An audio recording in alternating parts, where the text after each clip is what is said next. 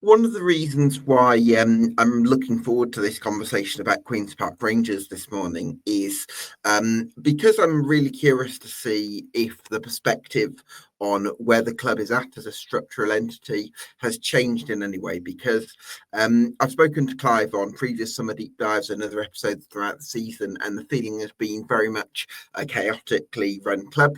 But I think that actually, in terms of Christian Nuri, who's been there for a year or two now, there's definitely imperfections with the way that the club is run. Certainly from a communication standpoint, things haven't been perfect.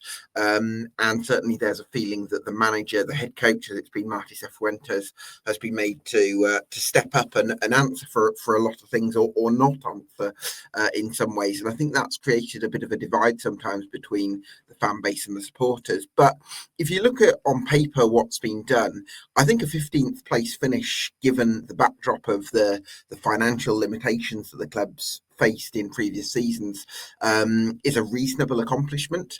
I think the club got the last head coach appointment right in Martí Cifuentes, and I think if you look at the last summer of recruitment, there have been players like Kieran Morgan, like Jonathan Varane.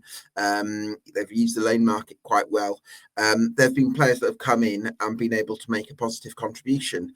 And so I'm really curious to hear how much of the same concerns about the day-to-day running of the club and some of the off-field figures at the club is still there, and how much has changed in terms of some of the positivity around one or two of the recent decisions made by Christian Nuri, the sort of the chief decision maker, if you like. And the latest decision, which is to replace Martí Cifuentes, who's set to take the Leicester job, with Julien Stephan from France, as he looks to develop some young players, as QPR look to embrace a self-funded model to sell players on. And can they start to make progress and become known as a club that develops players rather than a club that's defined by mistakes of previous eras? That's what we're going to discuss on this Summer Deep Dive.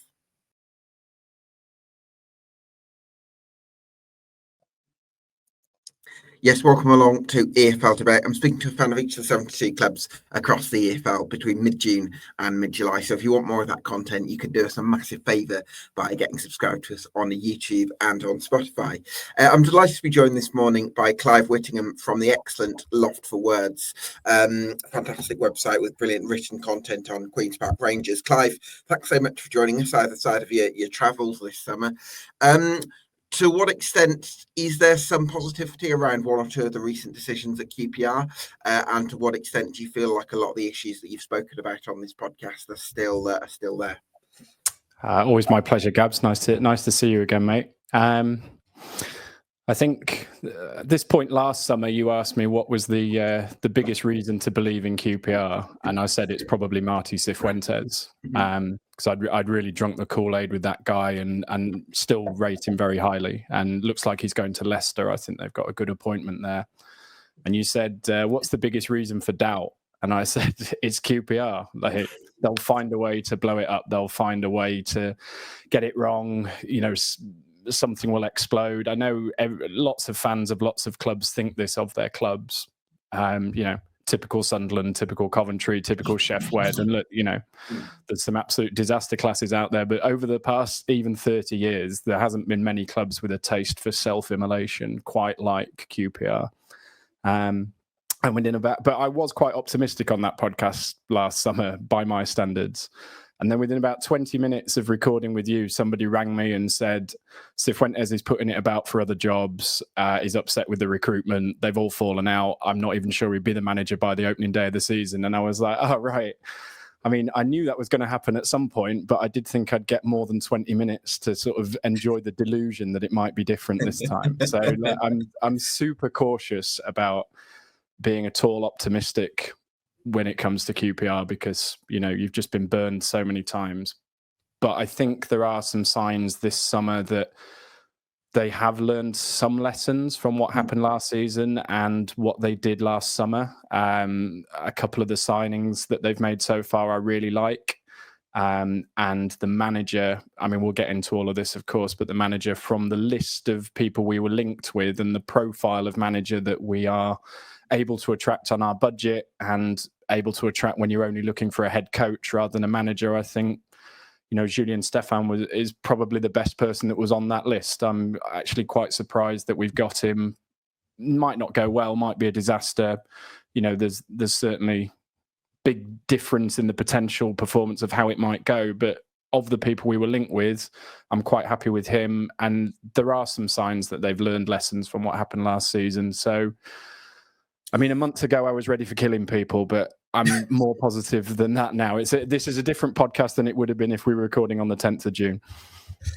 Yeah, I mean, you say they've learned from the mistakes of last season, and I can recognise you did in your squad review. You did a fantastic analysis of the squad and highlighted some of the imbalances there. But if you look at some of the individual signings for the club last season, Paul Nardi in goal, fantastic shot stopper. You've got Jonathan Varane and Kieran Morgan, two big talents in midfield. It feels like there's been players there, Koki Saito, I suppose, and Karamoko Dembele on loan. It felt like that you managed to build a decent group of players, even if it was a little bit imbalanced. And so I'm wondering if the club deserves a little bit more credit from a squad building point of view than perhaps you've maybe given them. I mean, you said it, individuals. So you can go through the individuals that they picked up, and you didn't mention Liam Morrison there, who looks very, very promising at centre-back. They obviously got Ronnie Edwards on loan when we were having a bit of a crisis. He was absolutely incredible. Very jealous of Southampton having him. I'm not sure Southampton fans quite realise what they've got in him. Dembele looks very promising. A season hampered by injury, but still scored, I think, 3 goals and got 4 assists, which is a decent return from the amount of games that he played. Koki Saito was good in patches. Kieran Morgan looks quite promising. Jonathan Varane looks great. So individually, there were some success stories in there, but it didn't add up to a cohesive, effective championship team. It wasn't quick enough. It wasn't physical enough. It lacked height. It didn't function as a championship team. It's a tough league. It's an attritional league.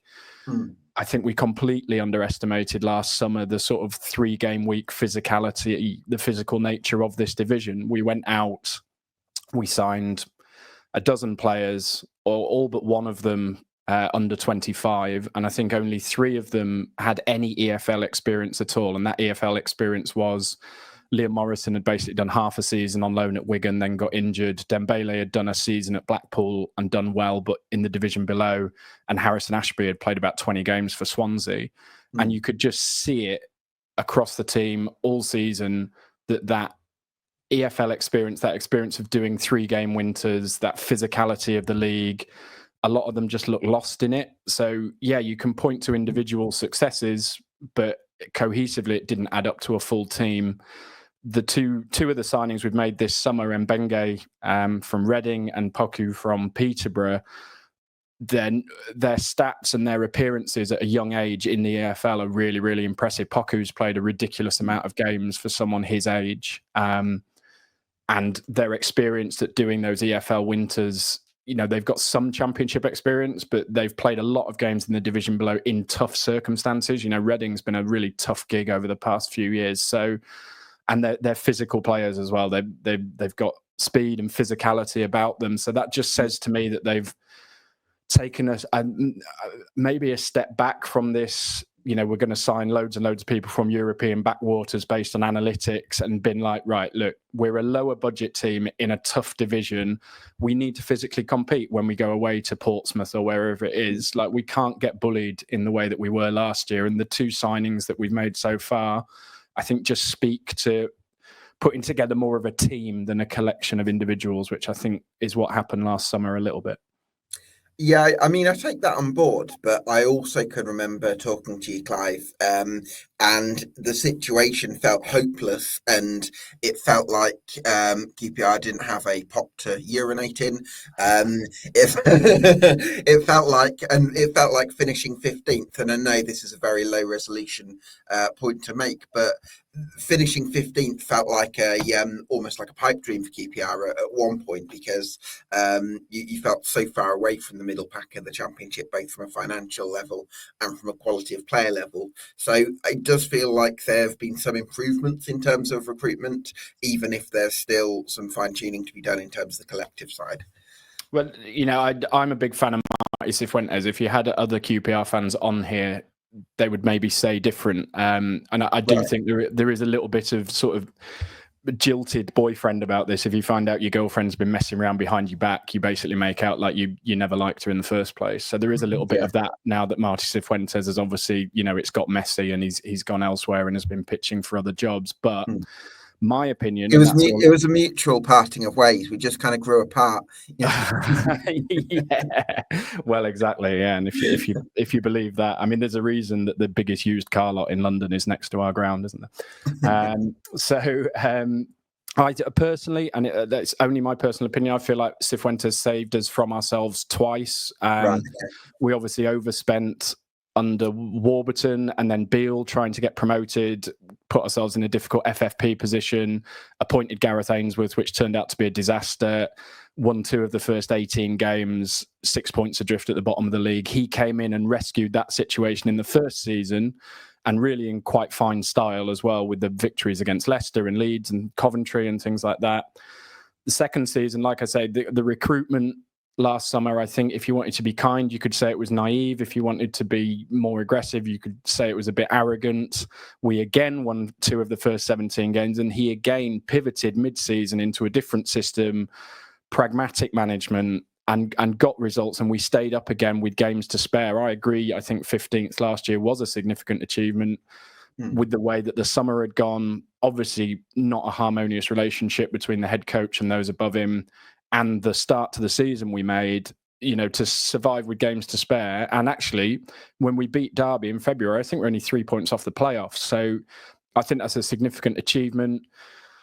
As you said in your intro, the fan base is quite divided at the moment. I personally would put that down to you had a good manager. I think with a different manager, we could easily have been relegated in either of the past 2 seasons. A lot of other people say that it's, the recruitment was actually not as bad as I make out, or actually Christian Nori's doing good stuff.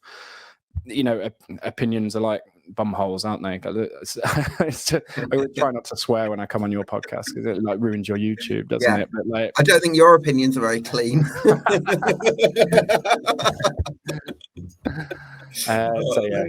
I mean, I put a lot of credit on the manager for that. Other people disagree. It's fair enough. Absolutely. Speaking of managers or head coaches, you've brought in Julien Stephan.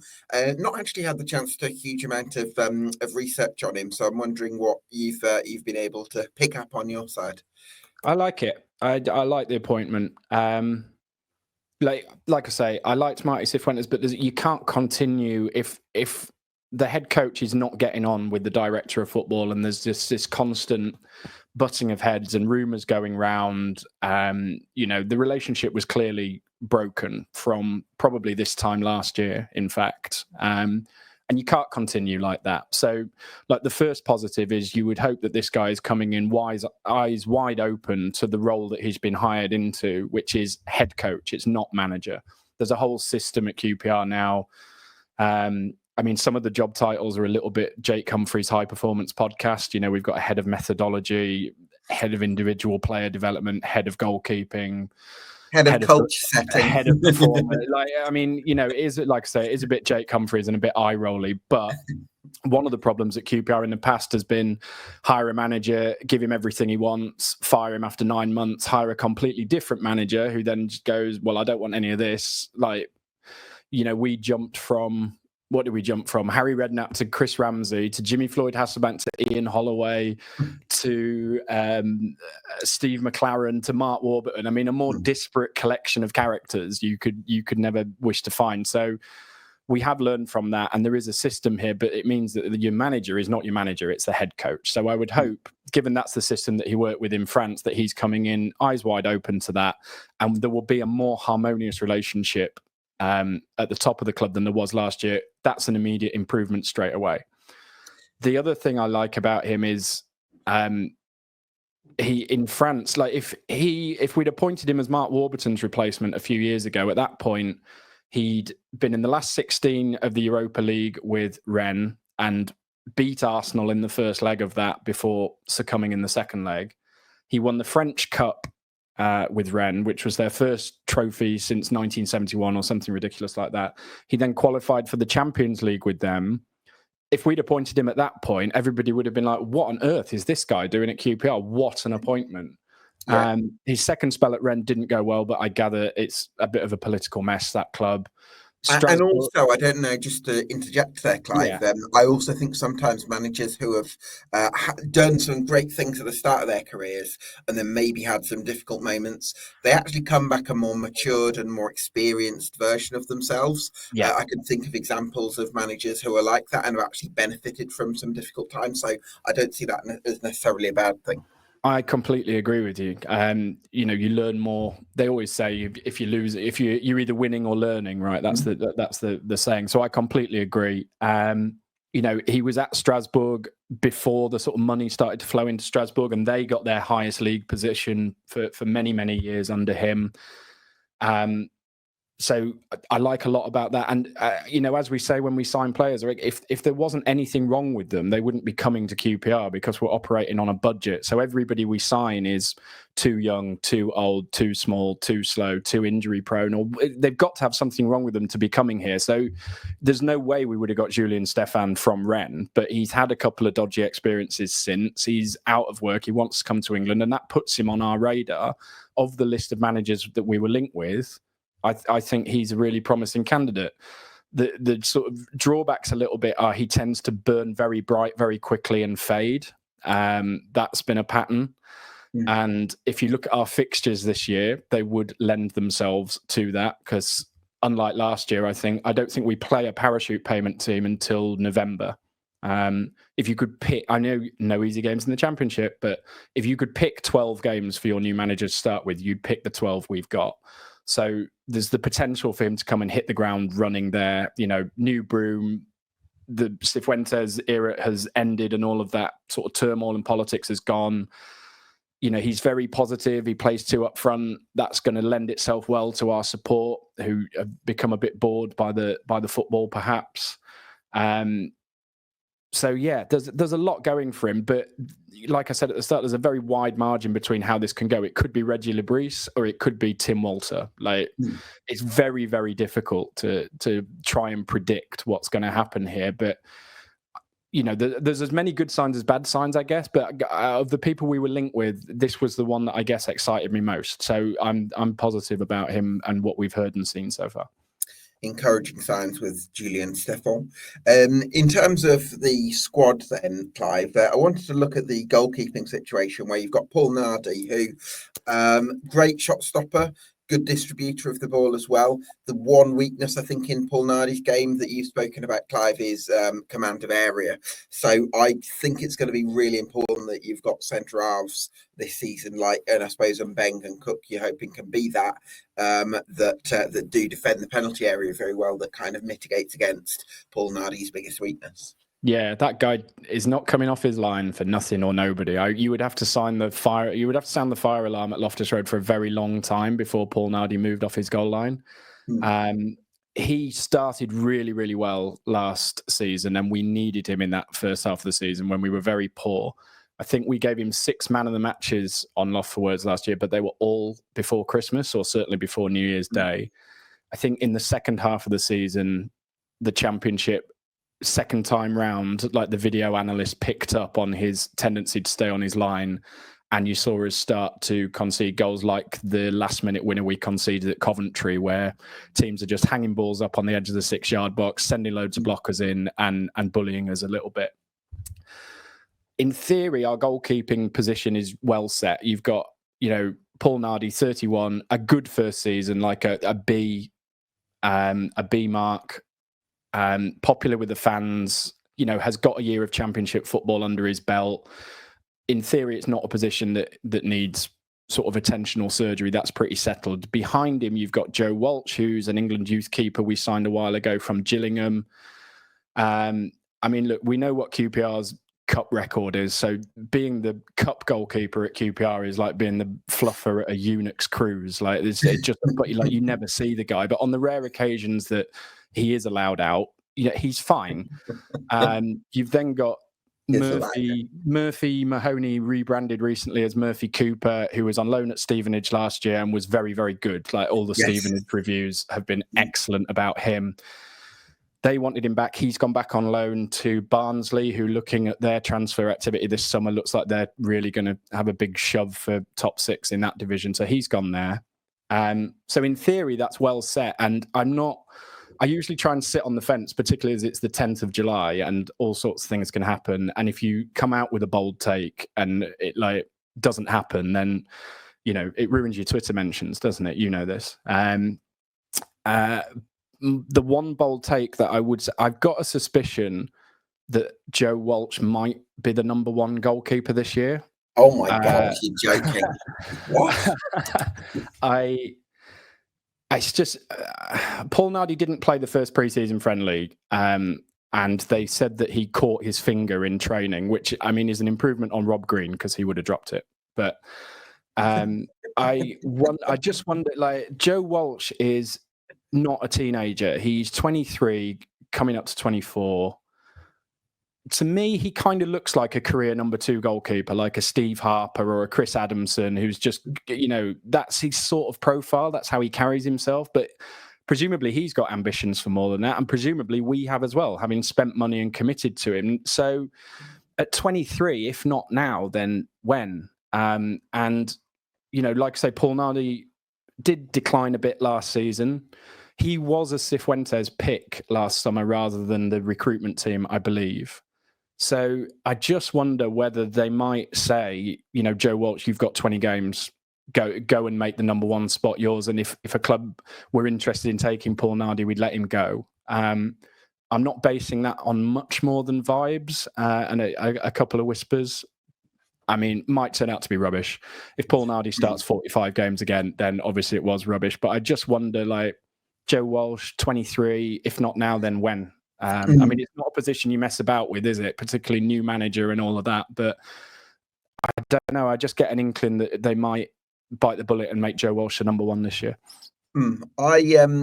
I think that there's I think you want some continuity in certain areas. And I think if you've got a good shot stopper in place who can distribute, I think that's a good start. And I understand it from Joe Walsh's point of view in that he wants to be a number 1 somewhere. But I also think from QPR's point of view, I'm not sure it makes much sense to mess with what was generally a good thing last season. Me neither, but when have QPR ever made sense? True, yeah. So we'll see.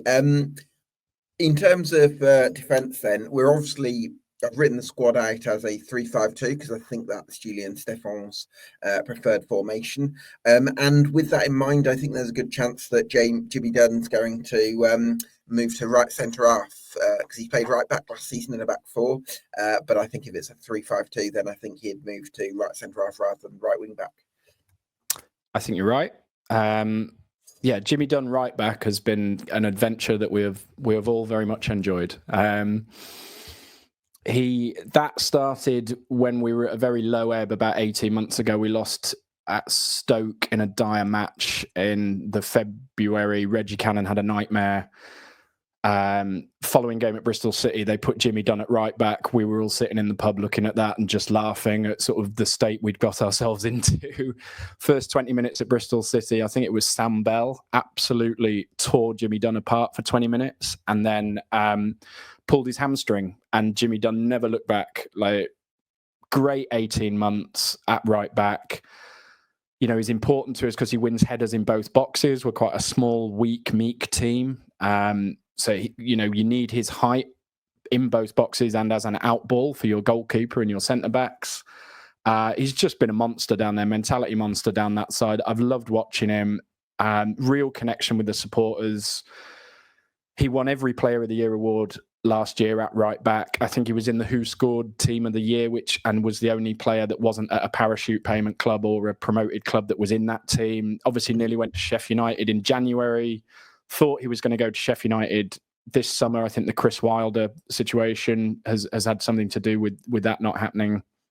Has extended his contract. And I think that's wonderful because he's a great character, really important in the dressing room. Just, the sort of person like an Alan McDonald character that you want at your club. And there is some experience bleeding out of our squad. So I was worried about him leaving. I'm delighted he's staying. I don't like him as a centre-back in a 4. I think he gets found out a little bit there.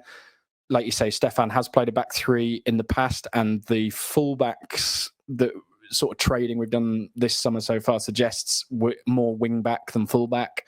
So, yeah, I think right centre-back for him is sort of best of all worlds, I guess. That's where I suspect he's going to be as well. Yeah, right centre half. Yeah, absolutely. So in terms of the other centre halves, get my words out. In terms of the other centre half options for QPR, you've got Steve Cook, who's a veteran, won promotion from this level before with Bournemouth and played in the Premier League, very much at the end of his career as well. Won promotion actually with Nottingham Forest as well, but very much an organiser in the middle of a back 3 as it would be.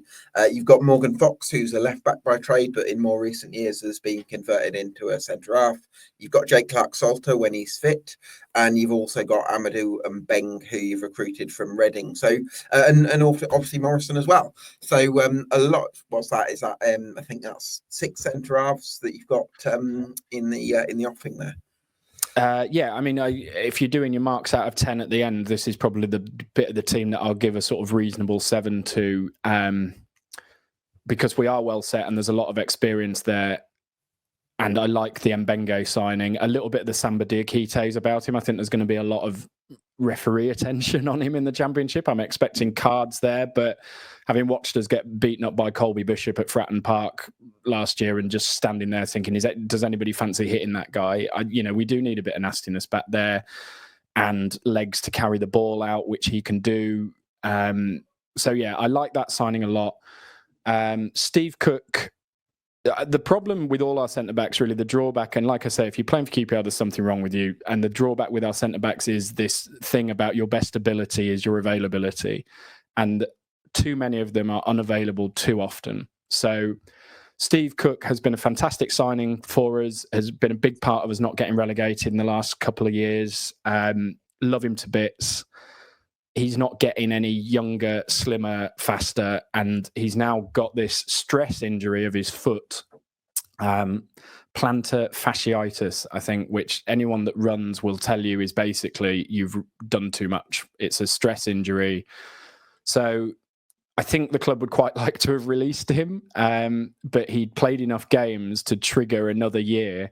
And if you look at the statement on the official website, it's the most sort of snarky statement about a contract extension I think I've ever seen. I mean, they may as well have headlined it "Captain refuses to leave." Like, I think they wanted to make it very obvious that in an ideal world they wouldn't be committing a wage to Steve Cook again this year.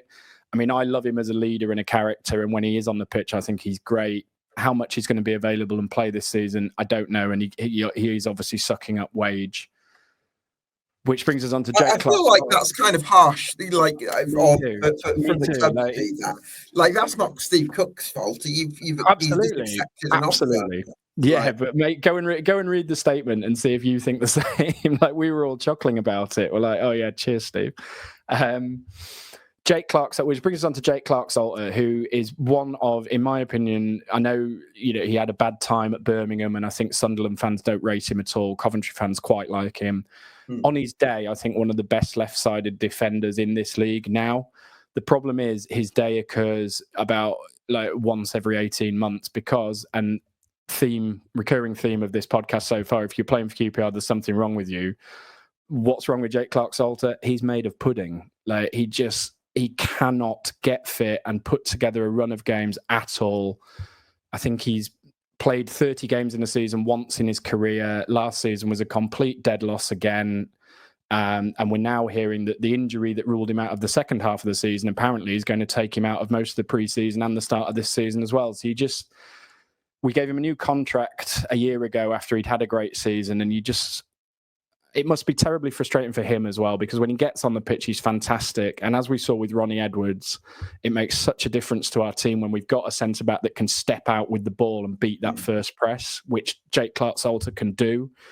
If he's fit, he's the first name on the team sheet. Like, when he's fit and playing, he is fantastic, but he is unavailable too often, unfortunately. Yeah. Liam Morrison was a bit of a stats machine for us last year. I mean, our win percentage goes from 30% to 42% with him in the team. Only one player, I think, has a better win percentage than him, and we'll come on to him later.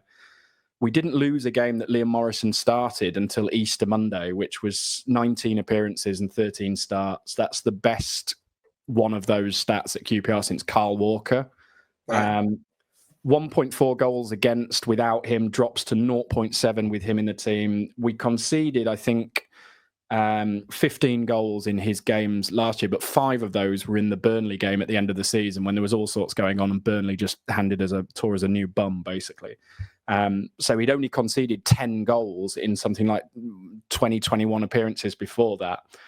8 of our 10 clean sheets were with Liam Morrison in the team. I really like the look of him. He's a proper defender, but again, injured too often. So he needs to have a really good summer and hit the ground running.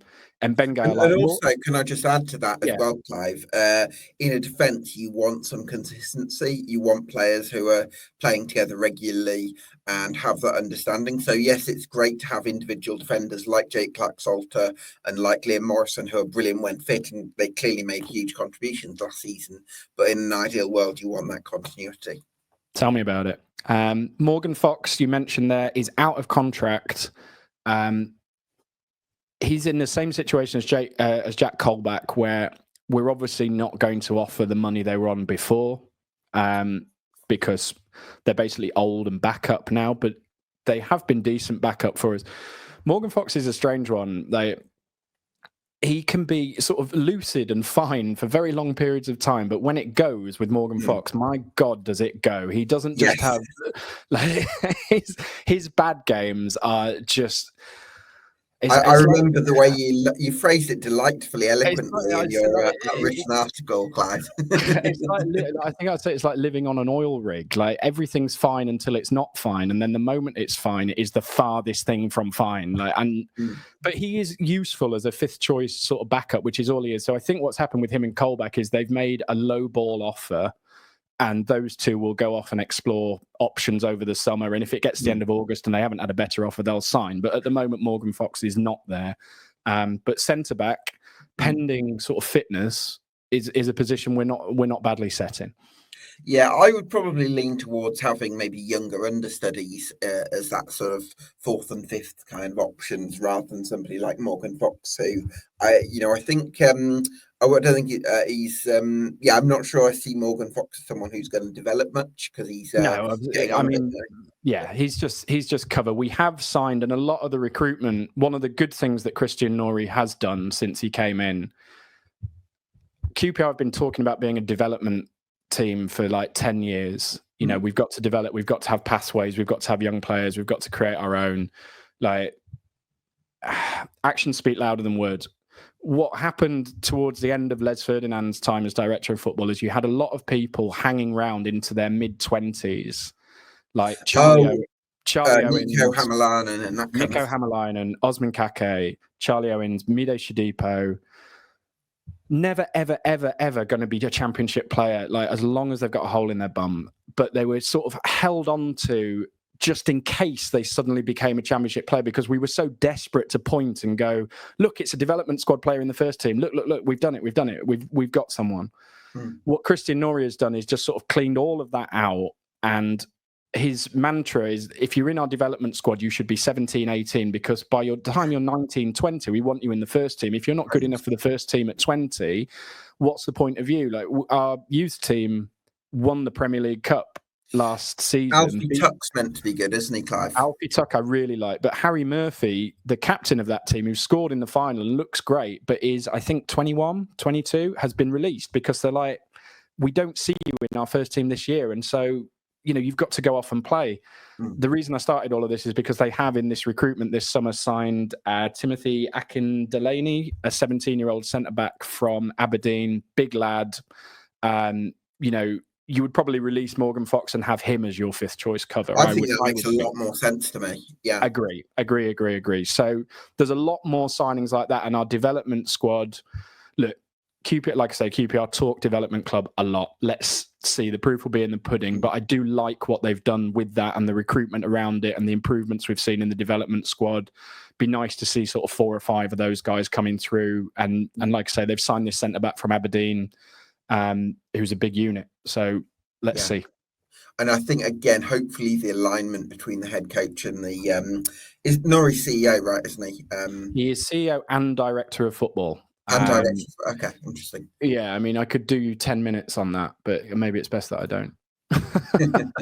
I just think. Can you condense it to 5? QPR is a really difficult club, right? We've got budget constraints. We're playing against parachute payment teams. We've got one of the smallest grounds in the league, one of the oldest ground in the league. I think there's a stat. Every single club in the 92 has either moved grounds or built a new stand since we last did anything to Loftus Road, right? So it's a beautiful place, and I love going there, but it does hold us back. There's still an expectation, I think, that we are a Premier League club that's accidentally in the Championship, where actually we're a League One club that's in the Championship. Yeah. So you're constantly trying to juggle these expectations. It's a difficult club. It's a difficult financial situation. You know, we had Director of Football Les Ferdinand and we had CEO Lee Hughes before. Whatever you think of Lee Hughes, he'd been chief executive at 5 other clubs, and you know he's very, very experienced. I think to smash those 2 roles together and give them to a 27-year-old who'd never done either role before was an enormous risk. And look, for every good point, there's a bad point. You know, a lot of people on our message board really don't like him. A lot of people on Twitter absolutely love him. That's one of the other divides. I think he's done some really, really positive things. He's done some things that I don't agree with, but you know, I'm wrong all the time. But it's a huge job. Like this, to be CEO and director of football at QPR is a really, really difficult thing to juggle. I'm a massive believer in any business. You want somebody focusing on the things that they do best and putting all their energy into that. And I think when you've got someone that's trying to do this and do this, you're spinning so many plates. It's difficult to actually do any of those things to the best of your ability. So I would say for Christian Norrie, if you want to be a CEO, be a CEO and focus on the business side of the club. If you want to be a director of football, focus on the footballing side of things, and maybe bring in somebody who knows to run the club on the more day-to-day sort of admin basis. Yeah, trying to do both. He has had, and look, before my Twitter mentions fill up again, he has had successes on both sides. So like I say, I like the development squad. I like the recruitment a lot more this summer than I did last summer. It shows good learning.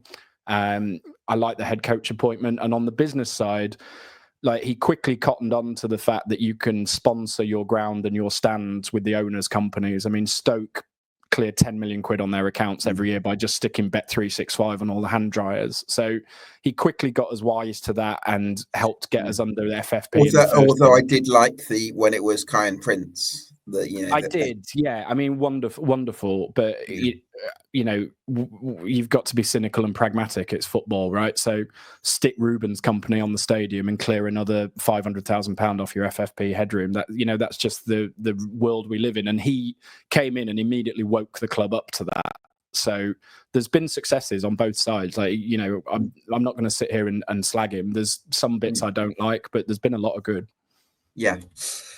So let's look a bit further forward in terms of the squad then, Clive, because in terms of the wing-back spot, I'm wondering if Adamson, he's certainly been billed as a right-back when he came in, but I'm presuming that the plan is for him to play at right wing-back because the only other options are Heatherton Santos, who was a bit of a disaster, I think, last season, and Paul Smythe, I think, at a push could be converted into a wing-back, but Adamson looks like the only favourable natural fit for right wing-back. Yeah, I'm worried about the wing-backs on both sides. I think there'll be further additions. Santos is leaving. He's not sticking around. Hasn't settled, hasn't gone well. He was a free transfer punt from Portugal. Fair enough, right? Not everything's going to work. You know, I coated their recruitment off a bit last summer, but I'd give them a pass on Santos. I don't mind us making signings like that. Just to see free transfer. We might get some money for him back from Portugal. If we don't, it hasn't cost us the earth. Clearly wasn't suited to Championship football. I mean, watching him with Ben Doak in the Middlesbrough game last year was just... I know Ben Doak's a good player. It's an unfair comparison, but my God, that was a long night when Middlesbrough came to Loftus Road. Those two got on like a house on fire.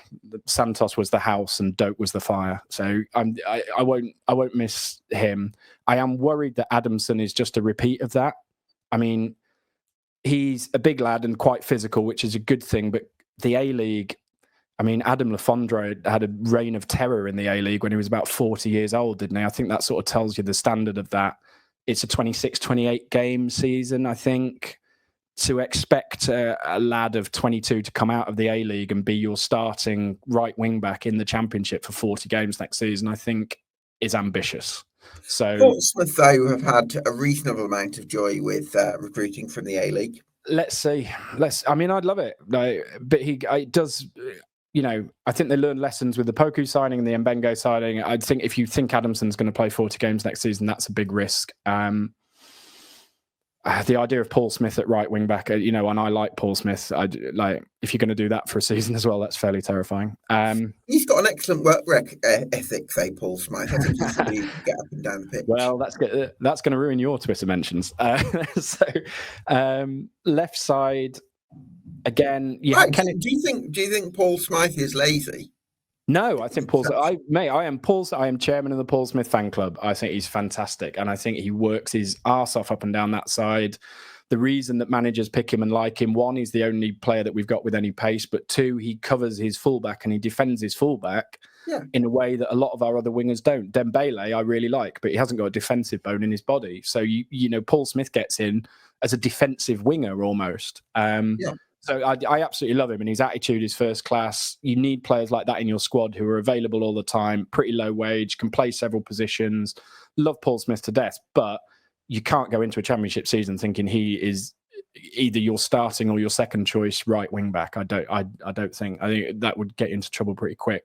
I mean, we do have the Jimmy Dunn option out there as well. So it'd be interesting to see what happens with Adamson. I'm burned by what's happened before. I'm slightly nervous after the Santos experience last summer that you're bringing another guy of similar profile, similar age out of a non-physical league with sort of not as many appearances and no midweeks. It's ambitious to think that he's going to come and play 40 games. I'd love him to. I hope he's brilliant, obviously, but it just sets me off a little bit. But then again, if you're signing for QPR, you've got something wrong with you. You've got something wrong with you. These are the kind of risks the club have to take. Completely. I'm using your own logic against you, Clive. Completely. No, completely agree. I mean, it's the same situation on the left, if you want to talk about the left, where Kenneth Parle has obviously been there for 3 seasons and has torn up no trees.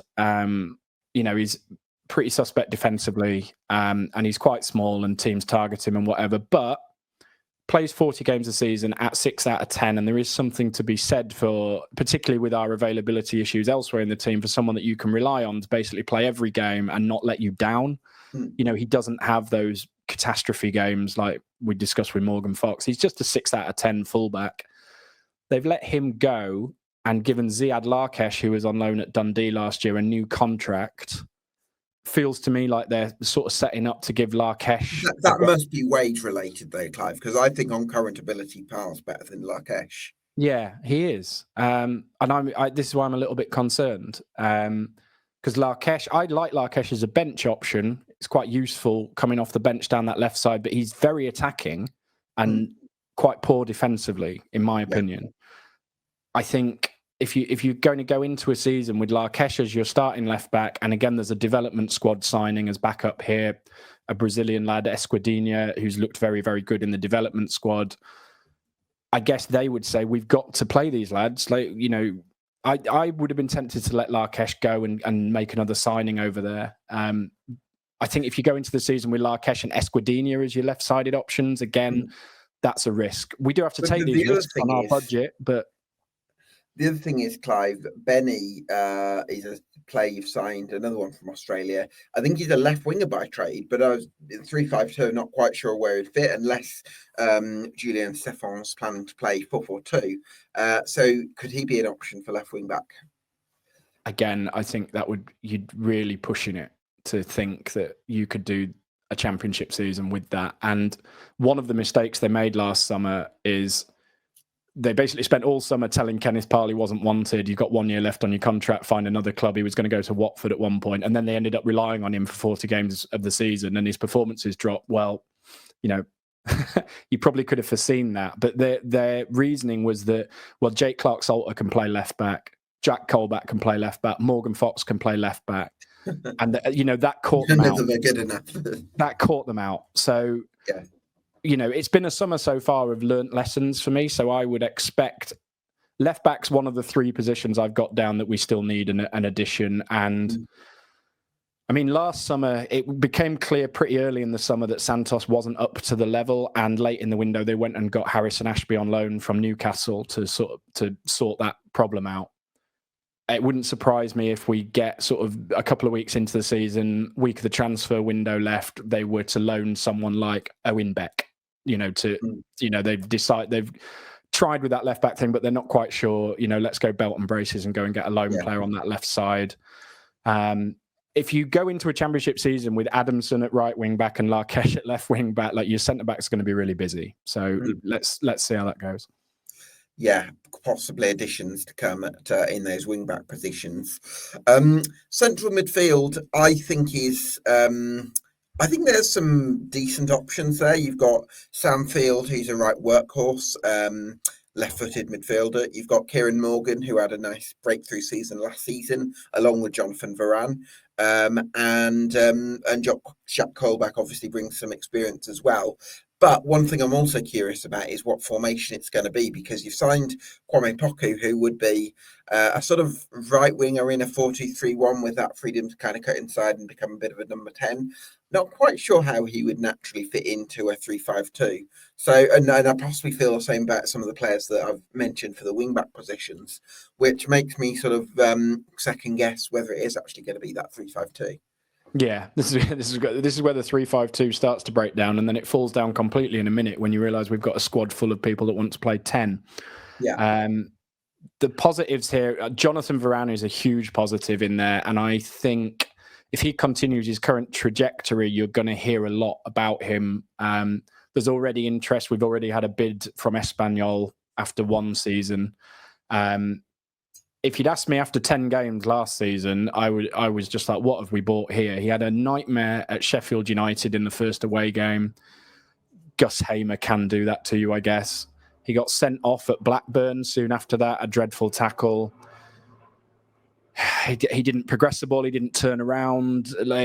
He was a difficult watch. By the time we got to Leicester in the FA Cup in January, I thought he was the only QPR player that looked like he belonged on the pitch with Premier League players. And I mean, Leicester are a poor Premier League team. And by the end of the season at Sunderland, I mean, I know Sunderland put the queue on the rack a little bit towards the end of last season. But they had, Dan Neil, Chris Rigg, and Joe. Sorry, is that what you call yourselves, the queue? No. Is that what is that? I've never heard that expression. No, sorry, it's a snooker term. Sorry. I see. I'm showing my age there. People used to watch it on BBC Two, Gab. Okay, sorry. But Sunderland had Chris Rigg, Dan Neil, and Joe Bellingham in midfield. And Varane, I know that they were sort of not bothered at that stage of the season and were saving themselves for the playoff, but Varane was better than all of them. He was the best player on the pitch at Sunderland. And if you get 20 performances like that out of him this season, you're going to be talking about some serious money for him. Yeah. If you get 20 performances out of him like Portsmouth away, less so. But his trajectory, and this is the model we've got to do, right? We spent 800,000 on him. We brought him in. We've lived with his growing pains through his first season, and now we hopefully see the benefit in his second season. I'm a big fan of him. I think a lot of people, if he continues on his current trajectory, people are going to be talking about him this season. Sam Field, I love. Lots of people don't. I think he's underrated. I think when he got injured in February, we lost 5 of the next 6 games. And that just, I think every team needs a Sam Field. He's never going to, the ball knowledge boys are never going to like a player like Sam Field, but you have to have players like that in your team, particularly if you keep in the Championship. Yeah, I love it. I love him. I really, really rate him. I'd like to see him score more goals. You saw Oxford away towards the end of the year with him attacking a little bit more. I thought he looked really good. He's got the ability to do that and the height to do that. He loves a left-footed finish that goes about a foot wide of the post when you think you'd score it himself. So if he could just adjust his sights about a foot to the right on those, you'd probably get 5 or 6 goals out of him a season. Really like Samfield. Jack Colback, we don't know if he's staying. If he's not, I would look to make an experienced rat bastard addition in that central midfield. I think Colback's been quite important for us at various points, and letting him go without replacement would be risky. Kieran Morgan, like the look of. I wonder how much of his burn bright last season was based on excitement and adrenaline. Free hit, we were terrible. We stuck him in. He charged around. He made a difference to us because he had legs and energy. And like I say, we're a slow team. He faded in the second half of the season. They took him back out of the firing line, but he was probably our best player in the Development Cup final. So lots of promise there.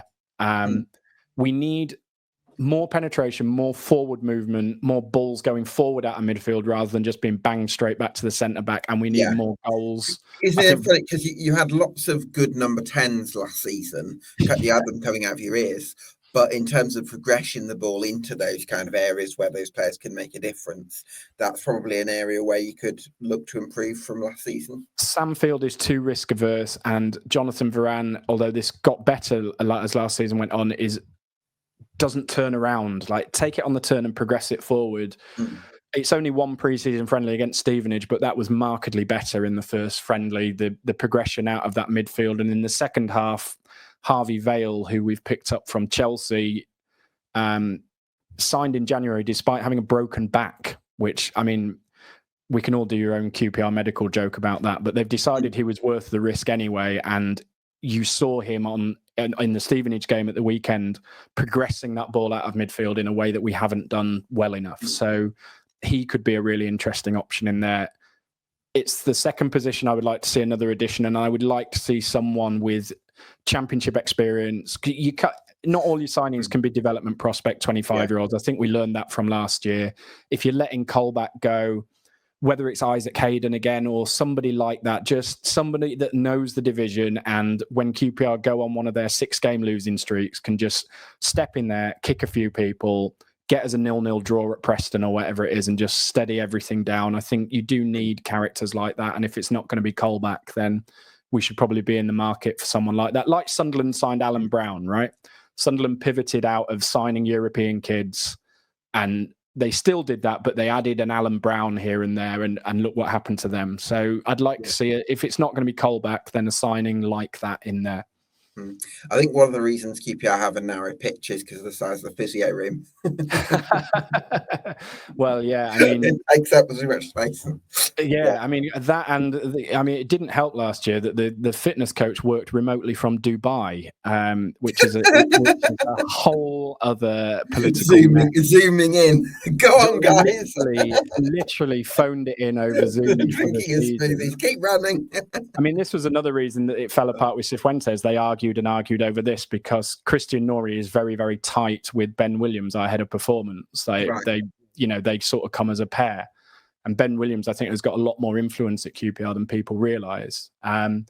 He, in his first season here, when he was here, like, our injury record was insanely good. Even Jake Clark-Salter got 30 appearances. So he then last summer got a job in the NBA with the Brooklyn Nets, I think, and moved to Dubai because he had another gig with Ineos, and QPR let him do that while keeping his role and working for 2 other clubs. At which point our injury record just fell off the side of a cliff. And like, that is, to be paying someone on a full-time role when they're not that. Just don't, because I'll get myself into trouble again. But it blows the mind. The positive is Ben Williams is now back in the building. The Brooklyn Nets had their worst ever season for injuries or something, so he's no longer working there. He's back in the building permanently. So hopefully, fingers crossed, the fitness problems that we had last year and all the injuries and whatever, where all of our strikers were injured at one point and all of our centre-backs were injured at another point, hopefully that will be addressed this season, because that silly situation has been rectified, which is it should never have happened in the first place, but it is positive. I think if you're paid by the football club for a full-time role, you should be putting all outside family and personal life. You should be putting all your energies into that club. So, well, I mean, you can also talk about the hypocrisy of putting Martí Cifuentes on garden leave for talking to West Brom, while someone who actually does take another job at another club is allowed to do it remotely from Dubai, and then yeah, is hailed as a returning hero 12 months later. and When he goes Cifuentes would away. have left He's got come back with a compensation. promotion. So, Yeah. let's just put that behind us and say that it's a positive that our fitness coach is at least at the training ground this year. So hopefully fewer injuries. We're setting the bar high, aren't we? Yeah. Right. So Kwame Poku, Clive. Again, I sort of reiterate, I'm not quite sure how he's going to fit into a 3-5-2. Because again, he's another one. You like your number 10s, don't you? I think he's another one who, maybe it could be a 3-4-1-2 with Poku as a 10. Or I think he could come in off a wide position perhaps, because he likes to cut inside onto that left foot. But I'm excited by the profile of the signing as well. I think he's done fantastic work in League One. He did actually play in the Championship with Peterborough United. Very creative player. Absolutely love him. I mean, might not work. There's all sorts of reasons signings can go wrong or whatever, but I just love the profile of everything about him. I love players that have gone out and played football. Not a big fan of people that get to 22, 23 and they're just playing academy football, B-team football, pristine academy pitches, same opponent every year. Results don't matter, tippy-tappy. Like, players like that interest me a lot less than players like this guy Poku, similar to Bright Asay Samuel when we signed him. Like, he'd actually gone out, done some tough yards at Blackpool, got 150 games under his belt at 21, 22, and then came to QPR and just absolutely monstered it, and has gone off to play in the Champions League and is now at Birmingham. This reminds me a lot of that. It gets better and better for him, doesn't it? Yeah, Birmingham. Yeah. Well, I mean, obviously Birmingham are going to have a good season, aren't they? It pains me to say it, but he's played a ridiculous amount of games. Started off in non-league, played at Colchester, which is a tough gig. You look at what's happened at Colchester, that's a tough place to play. He's played men's football, he's got kicked all over the place. His appearance record is the thing that impresses me most before you even get to like his end product. If we talked about Paul Smith earlier, and I love Paul Smith, but last year 2 goals, one of them against Cambridge in the Cup, who were the worst team in League One, one of them from the halfway line against Bristol City, bit of a fluky goal, and 4 assists. I would expect that from my left back, not my right winger. So as much as I am a fan of Paul Smith, our numbers across that attacking element of our team last year were poor. I love Koki Saito, but 3 assists and 3 goals, didn't score at all for his first 30 games. That's not good enough. Nicholas Madsen, creative midfielder, what did he end up with? 3 goals, 4 assists, I think, and a lot of those were in the last 5 games of the season. Like, we've got to be producing bigger numbers than that. Poku has been a numbers machine over the past couple of years at Peterborough. I think 24 goals and 19 assists I've got scribbled down here in 2 seasons. That's the numbers you want from your winger. So, like you say, he has done a season in the Championship before. I think he's ready to go. I love the signing, and I beat the club up a little bit over Ronnie Edwards, that he played at Barnet, he played at Peterborough for 3 years, and then we have to beg a loan off Southampton. Like, where were we? Ronnie Edwards played 3 times against us for Peterborough in the Championship and beat us every time, and we're not in there for him. So, well, I suppose at the time, the club wouldn't have had the money to pay a fee. Potentially not, but he wouldn't have cost you anything from Barnet, and that's 6 miles up the road. So, but having beaten them up for that, I think it's wonderful that we have tracked this guy. Apparently, we've been in for him for basically 4 years, and what has swayed him to come to us over Glasgow Rangers, Birmingham, Swansea is, look, these guys have been in for me for 4 years. They've watched me, they know me, they're keen on me. I'm going to play football there. I just love his attitude that he wants to play football. I think a lot more young players should have that. So, look, it might go wrong. I just love that signing. I think really, really positive about him. Good luck to Kwame Poku. Right, on to the centre-forward position. Michael Frey, did his contributions last season sort of surprise you a little bit? I mean, there's others backing them up. I mean, there's Dembele and Ilias Chair obviously had a bad season for injury last year. Another one that had a bad season for injury last year that we were hoping will come back in and and be good. The four strikers, I hesitate to say it, but if there were a poorer set of strikers in the Championship last year than Sella, Frey, Lloyd, and Colley, I didn't see them. I think Plymouth got relegated with better strikers than us. Michy Frey is effective in his own cocaine bear, banterous way. Like, he's unorthodox and he looks like a dad in a dads and lads match. He doesn't look like a footballer. He runs like the top half of his body is having an argument with the bottom half of his body. But he's effective in certain ways, and his goals record was not bad. So I like him, but ideally he would be like striker 3 of 4, not 1 of 1, which is what he was too much last year. Recurring theme, availability is an issue. I think he completed 90 minutes 6 times last year, and on 3 of those occasions wasn't able to play the game after. So, and is already injured this pre-season, missed the first friendly, so that doesn't bode particularly well. I like him, but he shouldn't be your main striker in the Championship. He should be sort of striker 3 of 4. And then Ryan Colley has probably needed. He had a great game against Norwich, didn't he, Ryan Colley? He's good. I like Ryan Colley. He's the other one where the win percentage with him in the team goes through the roof. We win about 30% of our games with Ryan Colley in the team. We win 50%. And his goals and assists per appearance record is really, really good. And there's obviously something there. Sunderland on the last day of the season, he was tracking back and defending really well. First game against West Brom, he was nice attacking, but a bit of a defensive liability. So you're seeing growth there.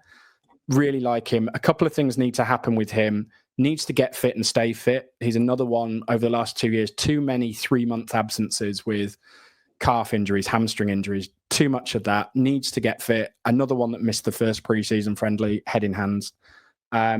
And also there's a lot of noise around him for a kid of 19 that has played about 20 games of professional football in his life.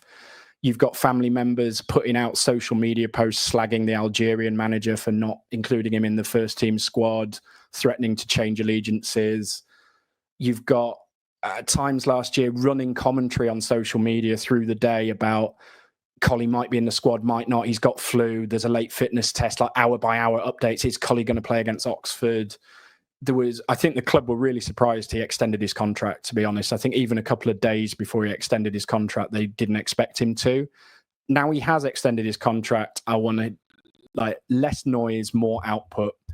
Needs to get fit, needs to get 30 games into him. Really promising footballer, but the noise and the hype and whatever and the injuries need to stop this season, really. Yeah, let's hope Ryan Colley can focus himself a little bit more. So with that in mind, you've got Michael Frey, who can be part of that sort of 4-man striker unit, if you like. You've got Ryan Colley, who's developing, shown some signs of promise, even though he's got some temperamental things to work on. And you've also got Charlie Kelman, who top scored in League One last season for Leyton Orient. Now, can Charlie Kelman be one of the solutions to QPR's challenges up top? Well, yes, he can. If you were signing Charlie Kelman now after the season he'd had at Leyton Orient, we'd all be jumping up and down, wouldn't we? The issue is I think he's got 1 year left on his contract, and the rumour is he's got no interest in extending that at QPR. Possibly because we've messed him around so much over the years. He's only ever started 4 games for QPR, so he's never had a proper opportunity here. Ideally, I think he should be sort of number 1 striker. Start the season. Here's 20 games. Let's see where you are after 20 games. Give him a proper chance. If he's not going to sign the contract and you've got interest in him now while his stock is high, you probably have to take one of these offers that's meant to be on the table, which would be terrible, really, having invested so much time and money in him over the years. And he goes on a development loan and he develops. He's a completely different player now. Just body shape is completely different. he's developed an all-round game that wasn't there before. He was just a finisher. So ideally, having gone on a development loan and developed, you want him back here and in the team. And I'd be really excited about that. But if he's not going to extend his contract and there are offers on the table, you probably got to let him go, which would be heartbreaking because, like I say, our strikers were poor last year. The one that we did spend money on, Zansella, obviously had an absolute nightmare first season. And we can only cross our fingers that he's going to come back and, it just be completely different this time around. But I haven't seen that in him to this point. Yeah. So everything crossed that turns around. And, I'd love Kelman to stay and score goals for us this year, but it's dictated by his contract. Tough first season for Salah at the Loft, wasn't it? Horrible, I think, yeah. In terms of Alfie Lloyd, is there any potential in him, or do you think he's somebody who could go out on loan this season? I don't know. I always feel like I'm kicking a puppy. Like, I'm not convinced that he is championship standard. Would love to be proven wrong because he's a great kid. Hull away last year, we started Collie as a lone striker in the first half. He was poor. We took him off. Lloyd came on and was man of the match, and we won the game. And you physically beat Hull up, quick, running in behind, presence as a lone striker. So there is potential there, and I would love him to come good. I think him and Collie have both been absolutely dying for the sort of loan that Ilias Chair had at Stevenage, Abireze had at Wickham. Yeah. But we've been so desperate and so up against it FFP-wise, and our striker buys have been so bad. Macaulay Bond from Offsideville and, Lyndon Dykes, the amazing non-scoring striker, and Mishi Frey, Cocaine Bear, and now Zansella, whatever the hell he is. We've had to rely on them and keep them when they could have done with development loans. So I don't know about Alfie Lloyd. I've rarely wanted a player to make it more than him, but I'm unconvinced. So with that in mind, then, are we looking at, what I've got at the moment is one more holding midfielder, especially if Colback goes, another couple of wing backs, and another striker, possibly one more. So we're looking at, what's that, another 4 or 5 additions between now and the end of the window? Whether our budget will allow that, I've said left back, ball progression and experience in midfield, and strikers plural if Kelman leaves. I think if you go into the season a second time with Frey, Seller, Lloyd and Collier as your 4, expecting it to go way better than last year, I think you're going to be disappointed again. Hope I'm wrong. With that in mind, then, expectations for QPR. Would you say if the league position was the same, 15th, give or take a place or two, but the team looked better balanced and slightly more cohesive, would you class that as a successful season given the challenges QPR face in the Championship? Yeah, I guess I would. My expectations are always sort of pretty low for QPR. I say 16th every year because it's basically where we've been for 10 years. And per spend, I think 2/3 of the division last year finished exactly where it should, almost to the place per wage bill. There were obviously exceptions like Luton and Stoke and whatever. But 18th and 15th last couple of seasons is exactly where we should be for our spend. And moving beyond that, on a wage bill of 24, 25 million, Bristol City, I think, spent 31, Middlesbrough spent 33, Norwich spent 50 at their last set of accounts. So moving up the division on our spend is very, very difficult. So what do I want to see? We've got to improve the home record. I think we've been bottom 3 for home results for 3 seasons in a row. This idea that Loftus Road is a fortress is just absolute nonsense. It's a place where people come and have a lovely time. Day out in London, lovely pubs, 3 points, thanks very much. I am sick of seeing that school end jumping up and down every week with whoever it is, Birmingham, Coventry, Sunderland. There was a point a couple of years ago where Coventry, Sunderland and Blackburn had won more games in a calendar year at Loftus Road than we had. So that needs to improve. A more attractive style of football. Every time we tried to open up last year, we got beaten, basically. Hopefully, if we're a bit more physical and a bit nastier with a bit more pace in the team, we can be more attacking and progressive this year. And I'd like to see our attitude to cup competitions just change completely. Because if you've been in the Championship for 10 years and you've been 16th in the Championship for 10 years, there's only so many times you can go to Preston and enjoy it, right? Like, let's try and inject a bit of excitement into our lives with the odd cup run. Julien Stephan's record in cups in France is unreal. So I'd love to see a bit of that. I'd love to see some progression from the development team and some of these new signings bed in and go on to be. If we can start selling players at sort of £8-10 million, then you can progress. For sure. So we need Poku or Varane, and we need them to, it needs to be plural. We need these players to be getting in that £8-10 million bracket, which is really tough in the Championship. That market's kind of died away. But if we can do that, then we can trade our way out of this, like you've seen Bristol City and other teams start to do. And you've shown you can do it with selling a Abere Eze. It's just you need more of those. Well, if Abere Eze goes, for 50 million quid this summer, I think we get, well, the rumours are all over the place, but we get maybe 15% of that. So that's another game changer potentially. But yeah, so if we stayed in sort of the same league position, maybe a couple up with more home wins and did that with a better style of play and a cup run and whatever, I would be pretty pleased with that. If I could sit here next season and say, I can see progress and then we start selling players and we can trade our way up, I'd be happy with that personally. That makes a lot of sense. So, as you know, I do my 1 to 24s every year, Clive, and one of my processes for doing it this year is rating 14 teams, each team on 14 different categories that I think are going to determine their fate. So what I'm going to do is shout a category at you, and you can give me a number between 1 and 10. This is good. I've been thinking about this because I've seen some of your other ones, and this is going to be tough because relative to QPR, I think we're in quite a nice position now, but relative to the rest of the Championship, I don't know. So we'll see how we go. Ownership is the first category. When you look at what's going on at Hull and Sheff Wednesday and Reading, our owners have made mistakes. They are naive, they are absent, and they don't know the sport really, and they get taken in by chances with good chat all the time. But my God, they are benevolent. They pay the bills. They keep the club ticking over to the tune of about £2 million a month. They write all the debt off as equity. They've built a new training ground.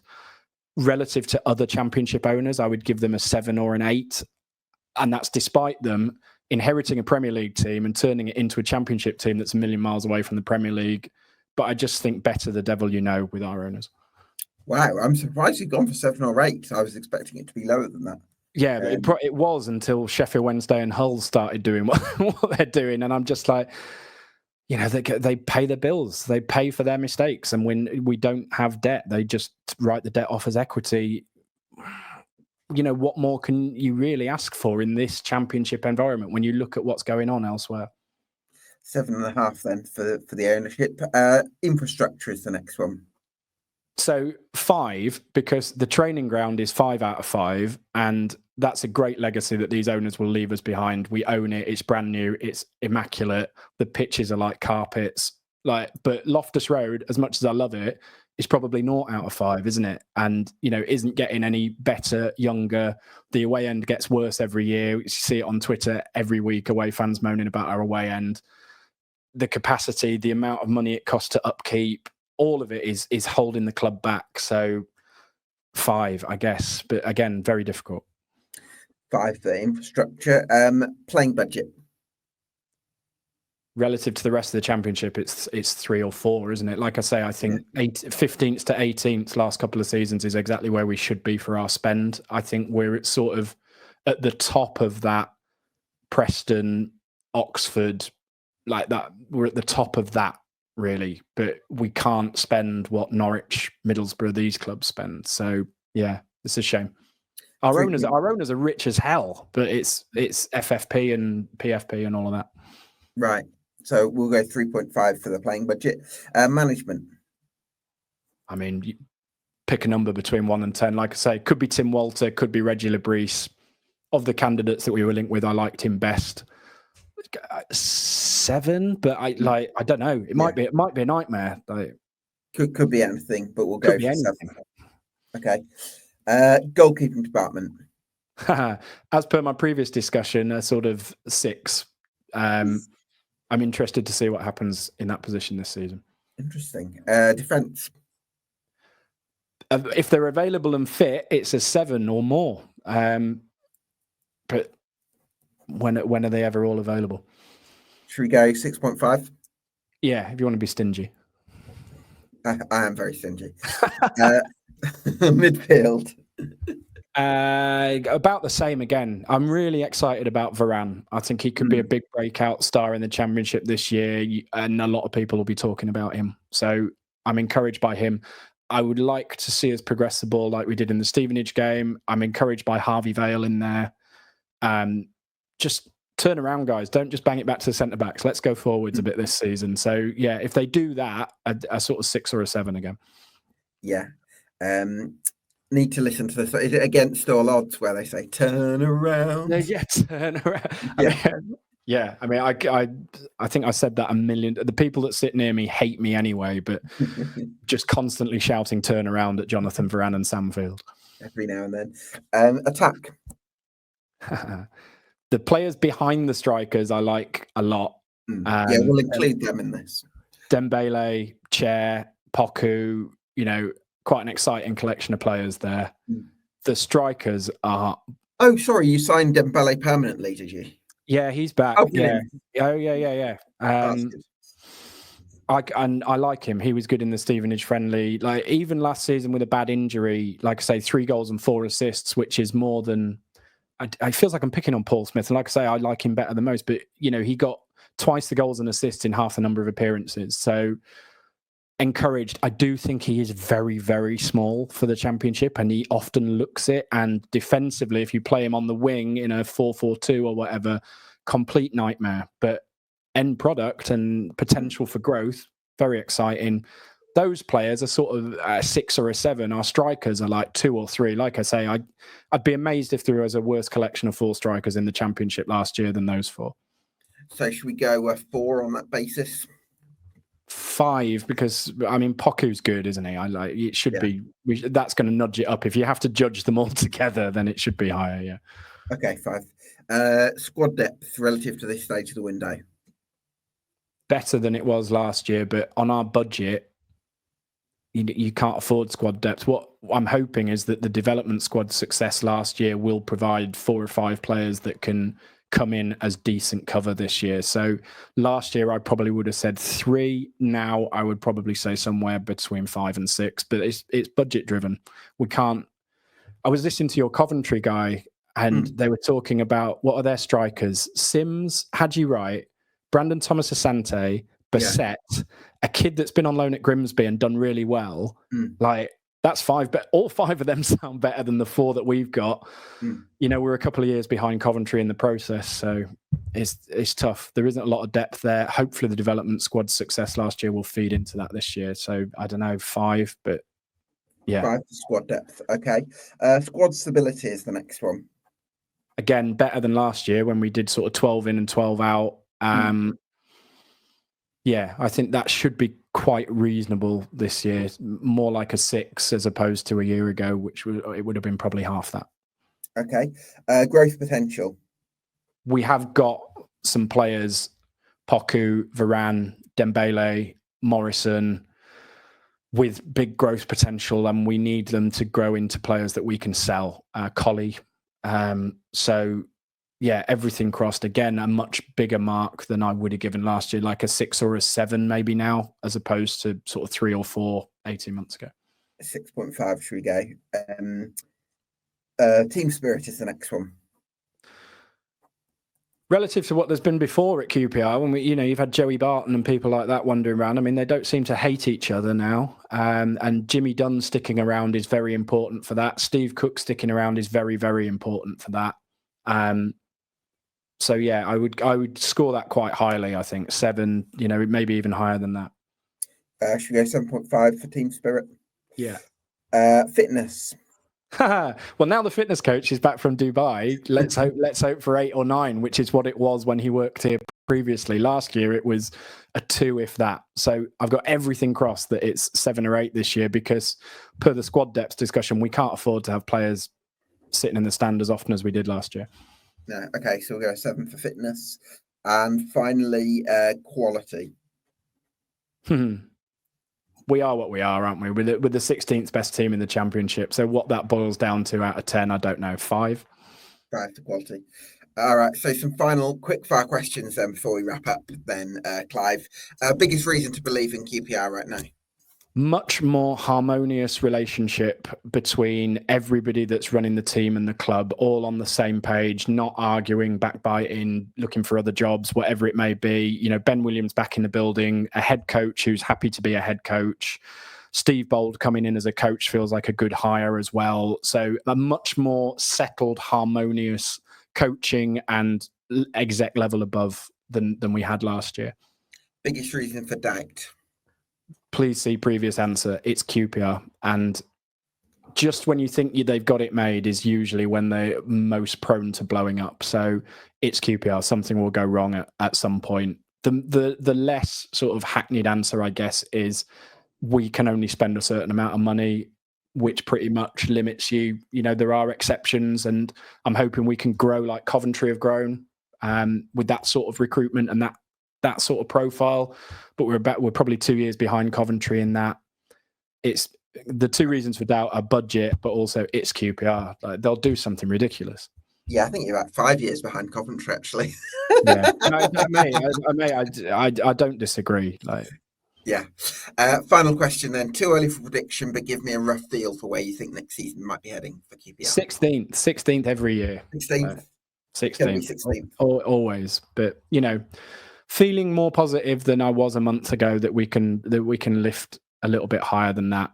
As your Preston guy said on your deep dive, you're in the situation where two of the promoted teams are very, very unlikely to be involved in that bottom three, which is unusual, right? So let's say 16th. Yeah. Well, thanks for listening to the deep dives. Where do you think I nick all my stuff from? Great stuff, Clive. Thanks so much for joining us. Really appreciate your insight on QPR. I'd implore anyone to go and follow and LoftforWords on Twitter, and also go and see the website with some brilliant written content on QPR, some of the best that I've come across. You can get subscribed to EFL Debate on YouTube and on Spotify as well. And we'll see you again for another Summer Deep Dive very soon.